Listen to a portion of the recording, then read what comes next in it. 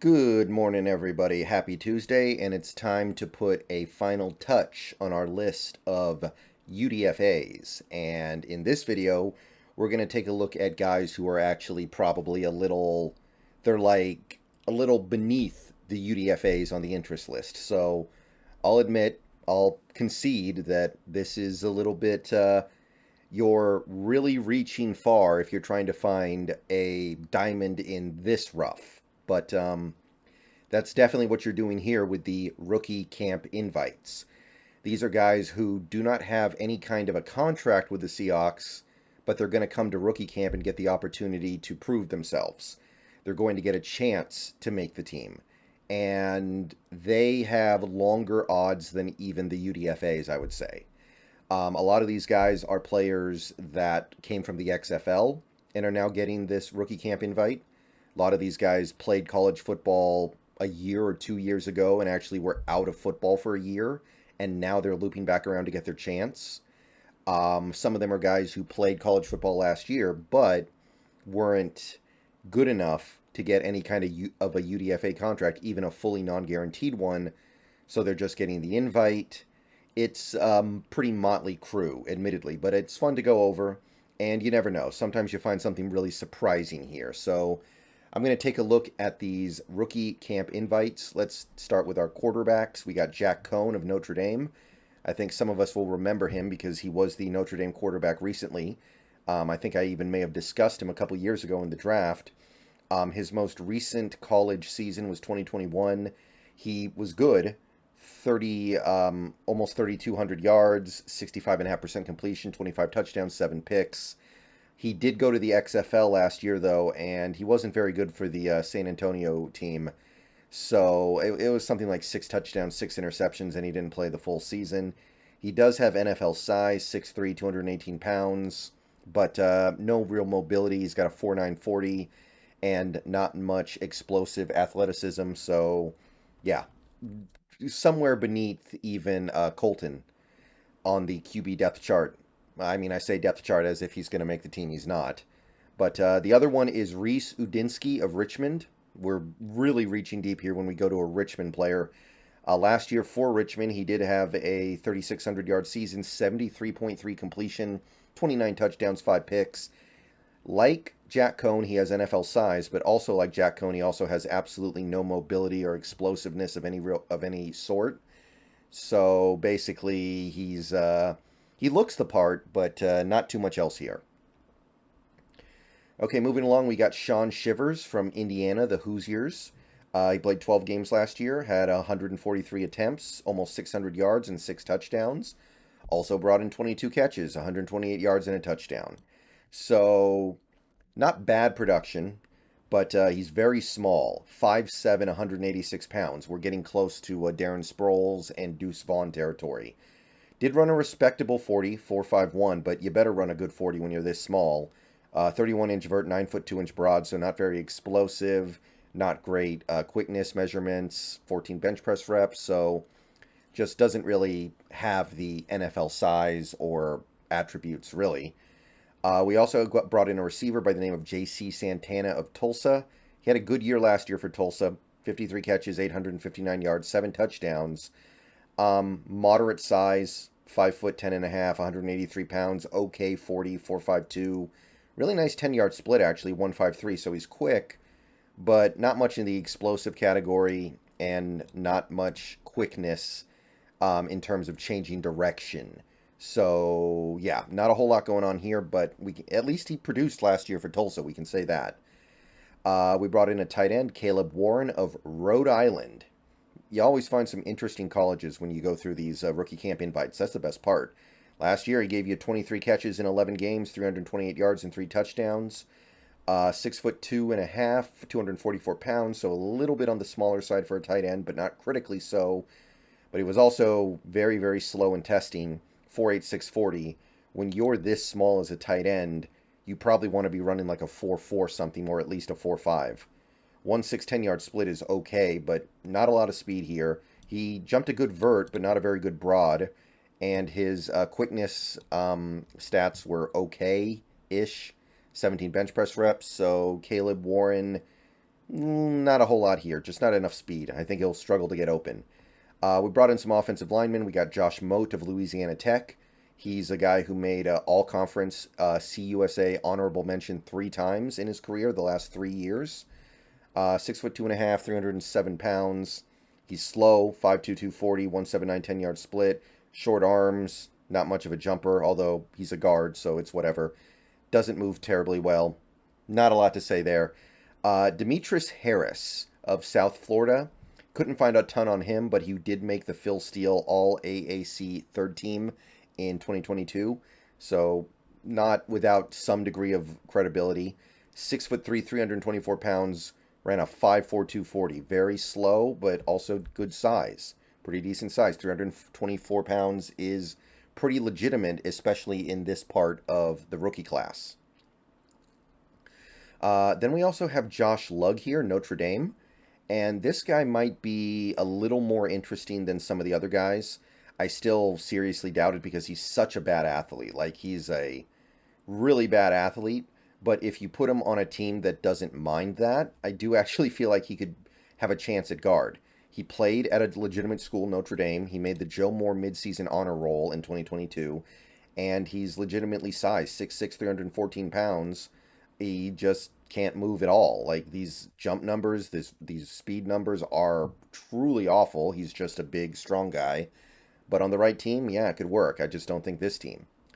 Alex Millette is the last offensive player we're going to look at here. He's a Marshall. He played center for them. CUSA All-Conference second team back in 2020, which I believe was the last year he played college football. So he's been out of football for a little while. Like I said, he might have come from the XFL. I can't remember for sure. But 6'4", 294 pounds, a little bit small, 33-inch arms, 5'08", 40, passable, jumped pretty low, decent 3-cone, and 20-yard shuttle, I guess, for a guy in this area, but overall not impressive. He did crank out 26 bench press reps, though, which is nice.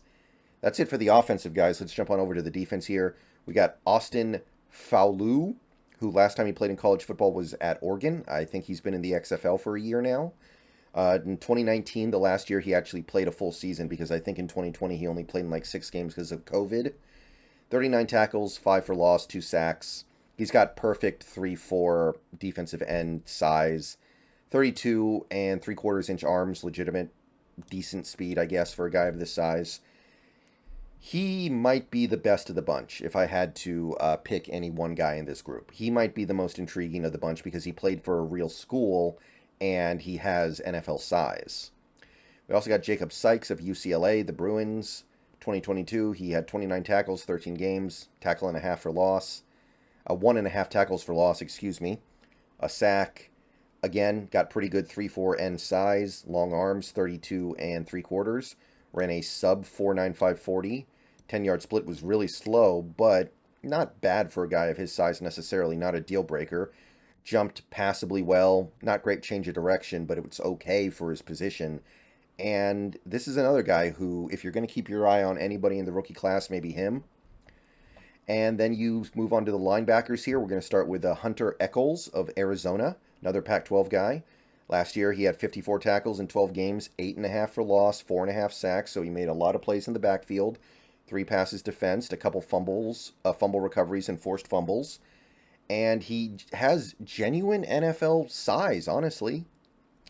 6'4.5", 250 pounds, 34 and 3/8 inch arms. Very impressive, actually.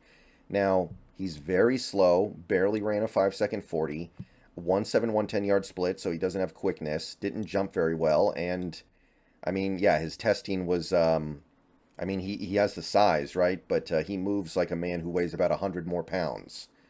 But nevertheless, legitimate linebacker size for the NFL, like big linebacker size. We got Isaac Slade Mautatia of the SMU Mustangs, although I believe he transferred out of Oregon a couple years ago, last year. 13 games, 67 tackles, 4 for loss, 3 sacks, a pick, 2 passes defensed. Again, another guy who's actually bigger than some of the linebackers who were drafted in this draft, like Owen Popoe. 236 pounds, not bad. 6'1", kind of short, though. Short arms. Faster than Hunter, but not fast, definitely. Had a nice vertical jump and decent-ish broad jump. Uh, 3-cone and 20-yard shuttle were okay, but not enough for a guy this small, of course. That's why he's available as a rookie camp invite. But little bit of notable stuff here. He's somewhat explosive, I guess I would say. Another linebacker, and this guy played for Notre Dame, Bo Bauer, in 13 games in 2021, because in 2022, I believe he was hurt and didn't play that much. 47 tackles, 5 for loss, sack and a half, 1 interception, 5 passes defensed. Decent size, 6'2", 235 pounds. Arms are average length. Ran a passable 40, 4.65. It would be more passable if he was bigger, though. However, he cranked out a lot of bench press reps, 30 of them. So if that's something you value in your linebacker, hey. Robert Barnes of Colorado, a guy who I think transferred from Oregon, didn't play a ton in 2022, 36 tackles, 2.5 for loss, half a sack. Passable size, decent speed, but you put those two things together and it's like you need a little bit more on one side or the other side. His jumps were okay, 19 bench press reps. I mean, close, but no cigar, I think. Now we got some cornerbacks. Andrew Whitaker from Washington of St. Louis, not this Washington, the Washington University in St. Louis. 2021 was his last year where he got to play most of the year. 11 games, 46 tackles, 4 picks. So a little bit of a ball hawk. Got decent NFL size, could probably play on the outside. He's almost 6'1", 183 pounds. Arms are short, though, doesn't move that quickly. 1.6, 10-yard split. His jumps were mediocre. His change of directions mediocre. So Andrew Whitaker, there's some stuff here that's notable, but he's not fast enough to play inside, and he doesn't have long enough arms to play on the outside, probably. Another cornerback was Devodrick Bynum of the UAB Blazers. He had a pretty good year ball hawking last year for the UAB Blazers. In 13 games, he had 11 passes defense, not easy to get. 35 tackles, 5.5 for loss. You look at his player profile, he's small, short arms, but he's pretty reasonably fast, reasonably quick. Jumps pretty well, so he's explosive, got pretty decent change of direction. He's a nickel. So Devodrick Bynum is like our 5th option at nickel right now, I guess. But not the worst. Not the worst resume here. He looks the part of a nickel, I'll say that. Hunter Nichols of San Diego University, a safety now, played 10 games in 2022, 65 tackles, 6 for loss, forced fumble, and interception, 7 passes defensed. He was also their kick returner, averaged 26.6 yards per kick return, pretty decent. 6 feet tall, 191 pounds, 32-inch arms, 4'6", 240, 164, 10-yard split. Jumped really well vertically, 40 inches, 9 foot 9 inch broads, kind of lackluster. Not great change of direction, but Hunter Nichols, I mean, there needs to be a little bit more here, granted, but I kind of like the fact that he's also giving you something on special teams, I guess. Then we got a punter, Luke Loker of Oregon State, the Beavers. Last year had 36 punts in 13 games and averaged 46.2, which I think was number 1 in the Pac-12. So, hey, I guess he's the pull cord in case of emergency option if something happens to Dixon. And then we also got a long snapper, Robert Solderholm of Virginia, who in 2022 made first team All Southern Conference. So he was considered the best long snapper in his conference. Not that that's the biggest thing in the world, but hey, we brought in 2 long snappers in the UDFA portion of the draft, and one guy was considered the best long snapper in the country. The other guy was considered the best long snapper in his conference. So hopefully we find a good one. But yeah, that's it. Quite a few, actually. I don't know if any of these guys have any real shot at making the team. There are 1 or 2 guys who I think are a little more interesting than the others. But overall, it's hard to imagine any of these guys have room for them anywhere, even on the practice squad. So I'll see you guys later today. Go Hawks. We're very close to the schedule release. I'll make a video about that probably tomorrow. But for now, let me know what you guys think, if you think anything of these guys, and go Hawks.